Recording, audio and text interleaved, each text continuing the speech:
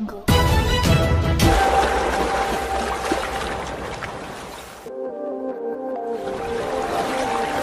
గౌడ్, మాది గుండాత్పల్లి గ్రామ పంచాయతీ. ఇందిరమ్మ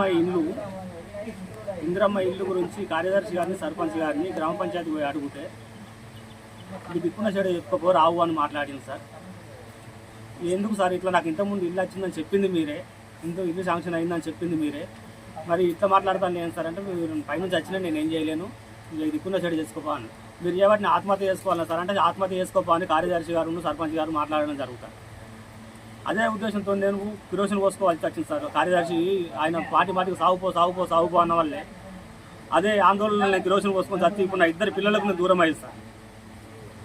ఇది కారణం ఏంటంటే సార్, ఇంతకుముందు సర్పంచ్ ఎలక్షన్లు వచ్చినప్పుడు కాంగ్రెస్ ప్రభుత్వంలో కాంగ్రెస్ నుండి 2 వర్గాలుగా విడిపోయినాం సార్. మేము అటు తోటపల్లి సావిత్రి గారు కావచ్చు, కానీ ఇటుకెళ్ళి నగులూరు శంకర్ గౌడ్ తరఫున నేను ఒక 8 నెంబర్గా పోటీ చేయడం జరిగింది సార్.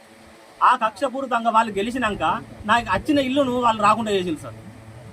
ఆ సర్పంచ్ కూడా ఓసీ అయితే ఆమె బీసీ సర్టిఫికేట్, దొంగ సర్టిఫికేట్ తెచ్చుకొని గెలిచి రేగొండ నుంచి తెచ్చుకొని అట్లాంటి నీచపు రాజకీయాలు చేసుకుంటా, పేదోని కడుపు కొట్టుకుంటా మాట్లాడి పేదోళ్లకు కనీసం నిల్వ నీడ లేకుండా చేస్తుంది సార్. ప్రభుత్వం ప్రవేశపెట్టే పథకాలు ఏవి చేరకుండా చేస్తుంది సార్. మాట్లాడుతూ వాళ్ళతో తిరిగిన వారికే ఇల్లు పెట్టిస్తున్నారు, వాళ్ళతో తిరిగిన వారికే పింఛన్లు పెట్టిస్తున్నారు. ఇదేంది అంటే నీ ఇష్టం వచ్చిన కాడ చెప్పుకోపో, నీ ఇష్టం వచ్చిన సత్త సాగుపో అనే రకంగా మాట్లాడతాను సార్. గ్రామ పంచాయతీ సర్పంచ్ గారు, కార్యదర్శి గారు, సర్పంచ్ గారు కూతురు అండి, అంగన్వాడీ టీచరు, తాను కూడా వచ్చి ఎట్లా పడితే అట్లా లొల్లి పెట్టి దుష్పాదలు మాట్లాడతాను, బూతు మాటలతో ఎట్లా పడితే తిట్టడం జరుగుతాను సార్.